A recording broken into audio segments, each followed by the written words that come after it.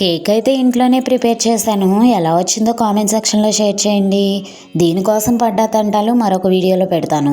Hi అండి, welcome back to our channel. నేను బాగున్నాను. వీడియో చూస్తున్న అందరూ బాగున్నారా? నేనైతే బాగున్నాను. ఇది మా పెద్దోడు birthday cake cutting celebrations part 2. ఇంకా ఎలాగో అమ్మ నాన్న వచ్చారు, కేక్ కటింగ్ అయితే బాగుంటుంది కదా అని చెప్పి ఇంకా అప్పటికప్పుడు పురమాయించుకుని గుడి నుంచి వచ్చేటప్పుడే బైక్ మీద అందరికి ఫోన్లు చేసి బర్త్డే కేక్ కటింగ్ కి రమ్మని చెప్పాను. మేము గుడి నుంచి ఇంటికి వచ్చేసరికి 11 అయింది. ఇంకా నేను హడావుడికి ఇల్లంతా సర్దుకుంటూ కేక్ అరేంజ్మెంట్స్ అన్ని చేసేసరికి 11:30 అయింది. ఇంకా అమ్మ అయితే ఇంతలో వంట ప్రిపరేషన్స్ అయితే చేస్తుంది. ఒక చాక్లెట్స్ తప్పితే మిగిలినవన్నీ ఇంట్లోనే ప్రిపేర్ చేశానండి. ఫస్ట్ టైం మన ఛానల్ ఎవరైనా చూస్తున్నట్లయితే ప్రీవియస్ వీడియోస్ చూసి మీకు నచ్చితే సబ్స్క్రైబ్ చేయండి. అలానే వీడియోకి ఒక లైక్ ఇచ్చేయాలండి. ఎలా అయితేనే 12 అయితే కేక్ కటింగ్ అయితే చేపించాము.